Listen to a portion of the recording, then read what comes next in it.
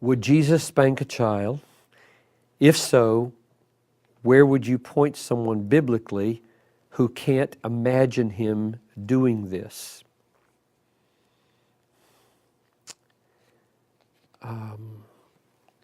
If Jesus were married and had children, I think he would have spanked the children. And I think the place that I would go to help a person see that he would, when they can't imagine that he would, is number one, to Matthew 5, where he said, not a jot nor a tittle will pass away from the law until all is accomplished. In other words, all the law and the prophets stand until they're done, and the law says, spare the rod, spoil the child. That's a paraphrase. The book of Proverbs says, if you withhold the rod, you hate your son.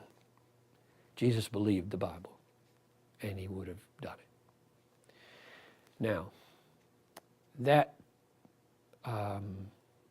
does not address the heart of the issue.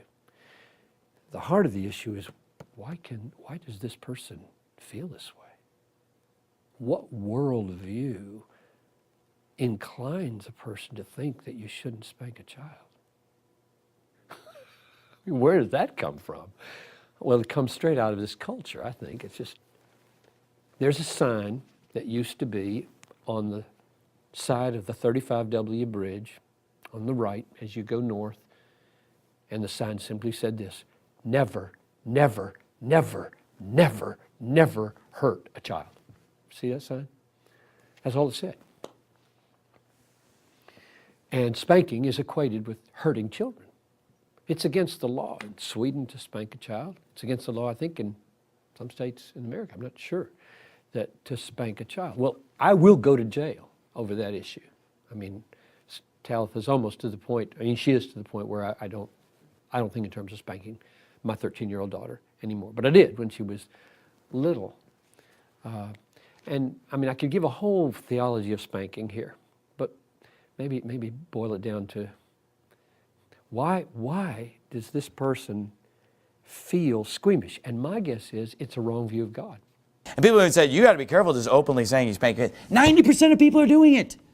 And if every pastor would openly say it, and if every Christian would openly say it, and if every person who's doing it would openly say it, it would never be illegal.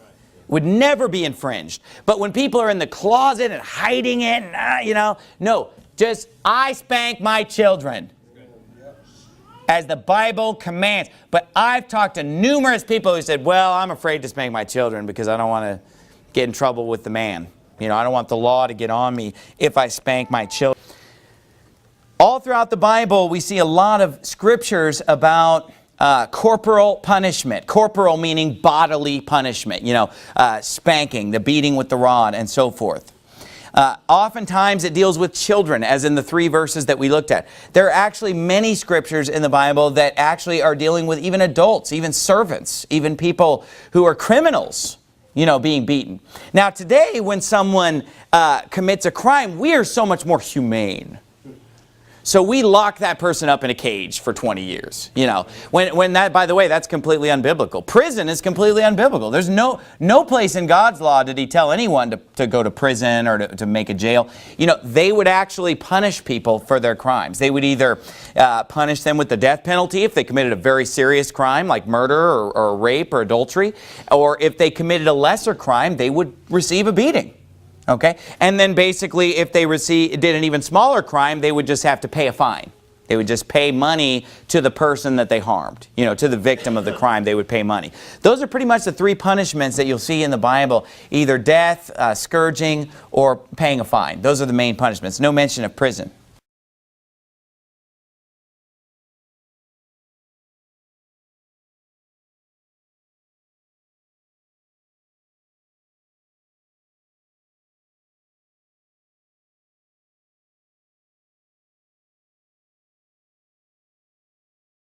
Okay, and so I've already made the personal decision, and I know this is real controversial, and this will get people all up in arms, but ask me if I care.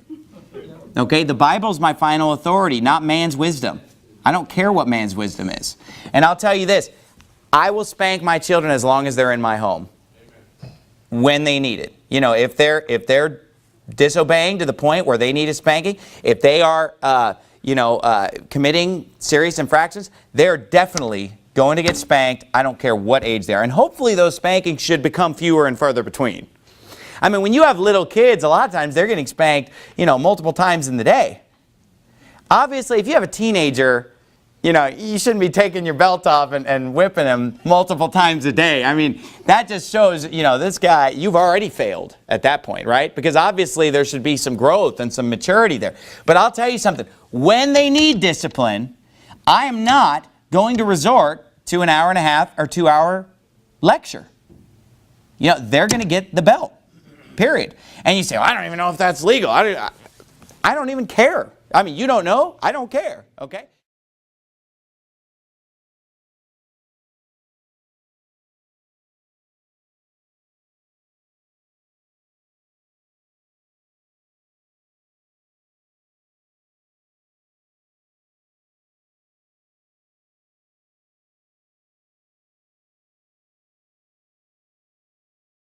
So we see here in Proverbs 19:18, and I want to talk about how spanking your children is under attack today. But it says in verse 18, chasten thy son while there is hope. And here's the key, and let not thy soul spare for his crying.